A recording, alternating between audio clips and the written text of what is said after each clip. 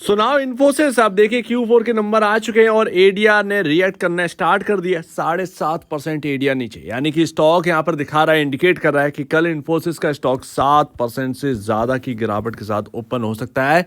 Guidance आ चुकी है, guidance important है, इसके साथ साथ नंबर्स कैसे हैं, अर्निंग कैसे है वो हमें देखना होगा, क्योंकि एक्सप्लेन करना होगा। 30% का प्रॉफिटेबिलिटी में जंप है, बट एक्चुअल में वो अदर इनकम की वजह से, अदर इनकम हटाने के बाद कितना बच रहा है ये मार्केट देखेगा। तो बहुत सारी चीजें जो कि इन्फोसिस के सिनेरियो में देखने को मिलेगी। तो अभी आपके सामने ये आपका ईयर ऑन ईयर बेसिस पर है, बट क्वार्टर दर क्वार्टर बेसिस पर आपको ये नंबर्स आपको देखने को मिलेंगे दिसंबर 31, 2023। और हमें क्वार्टर दर क्वार्टर ही देखना है, ईयर ऑन ईयर बेसिस पर नहीं देखना है। सो दैट यहाँ पर अगर आप देखेंगे तो यहाँ पर अदर इनकम की वजह से आपको जो 30% का प्रॉफिट में जंप देखने को मिल रहा है उससे ज़्यादा खुश मत होइए, क्योंकि मार्केट देखेगा कि यहाँ पर आपका एडजस्टेड जो अदर इनकम हटाकर क्या है उतने में क्या बन रहा है वो यहाँ पर इंपॉर्टेंट है, ना कि अदर इनकम जोड़कर।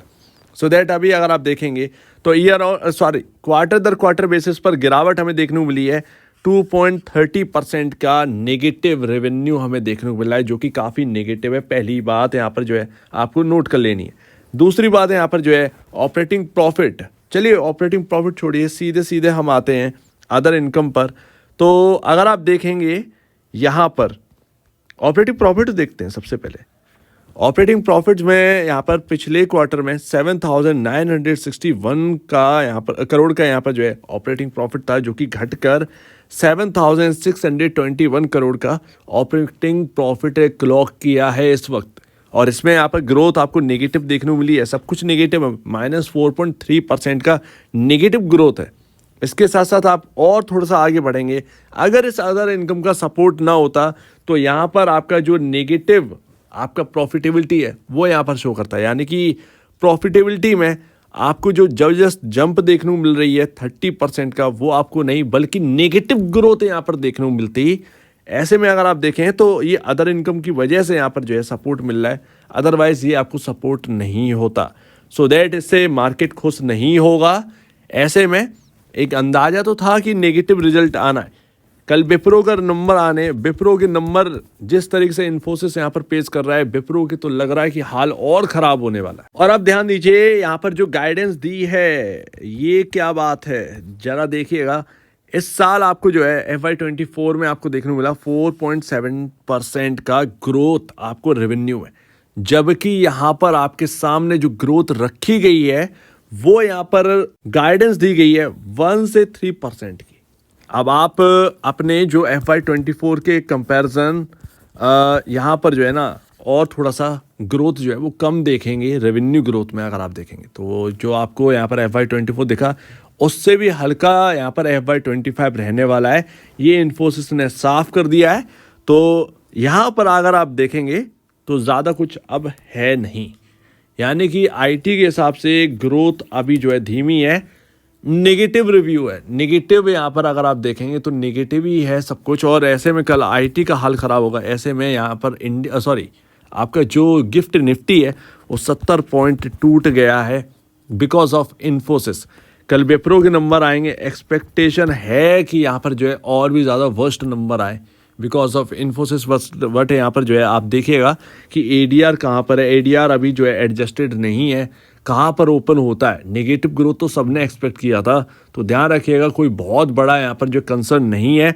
बट हाँ, गाइडेंस थोड़ी सी परेशान कर सकती है कि 1 से 3% की गाइडेंस है, जबकि हमने जो है FY24 में आप देखेंगे तो ऑलमोस्ट यहाँ पर जो है 4% के अबव यहाँ पर हमने ग्रोथ आते हुए देखी है, तो उससे कम है, तो मार्केट इससे खुश नहीं होगा। एंड लास्ट अब ओपन कहाँ पर होगा, 2 लेवल्स है, नंबर अच्छे आए नहीं, हटाइए, हाइयर साइड तो अब पॉसिबल नहीं लग रहा है। ठीक है, गाइडेंस कट गई है। यहाँ पर ओपन होने की 2 जगह, 1370 पहला लेवल, या तो गिरावट यहाँ तक रुक जाए बिकॉज ऑफ मार्केट के एक्सपेक्टेशन के हिसाब से नंबर आए हैं कि ग्रोथ नेगेटिव होनी थी। गाइडेंस का यहाँ पर जो है थोड़ा सा एक रवैया थोड़ा सा बिगड़ गया है, तो ऐसे में 1370 और ऐसे में आपकी गिरावट लमसम 3 से 4% हो जाएगी। एडीआर आज बता देगा क्या होना क्या। इसके बाद अगर 1370 पर नहीं रुक रहा है तो डायरेक्ट 1300 रुपये 1300 बिकॉज ऑफ दिस गैप तो आपको 1300 के लेवल खुलते हुए नज़र आ सकते हैं अगर 1370 पर बात नहीं बनी तो 1300 तक के लेवल।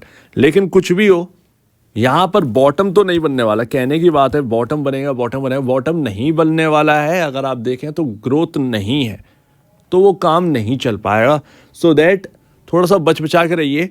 भले ही कल के दिन उतनी गिरावट अगर ना भी मिले तब भी धीरे धीरे कर पॉसिबल है आपको टीसीएस और इन्फोसिस के स्टॉक्स जो है वो नीचे ढकेलते हुए दिखाई दे। और टीसीएस के सिनेरियो में क्या था जो कि इन्फोसिस के सिनेरियो में नहीं है। टीसीएस में थोड़ा एक्सपेंस को कट कर थोड़ा यहाँ पर अदर इनकम का एडजस्ट कर यहाँ पर प्रॉफिटेबिलिटी जो है वो एक बेहतर दिखती है। बट इन्फोसिस के सिनेरियो में वो चीज़ नहीं है। हालांकि अदर इनकम का यहाँ पर सपोर्ट इस बार ये भी है, इसका भी है, और ईपीएस यहाँ पर बढ़ा है।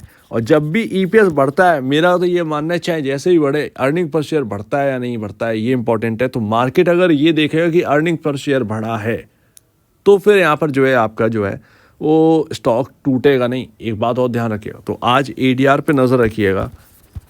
अंतर यही है इन्फोसिस टीसीएस में, और अभी यहाँ पर जो है देखते हैं क्या रहता है। सो उम्मीद है काफ़ी कुछ आपको समझ में आया होगा। आप क्या कहना है इसको ऊपर कमेंट सेक्शन में कहिए, और अब वीडियो देखने के लिए बहुत धन्यवाद दोस्तों।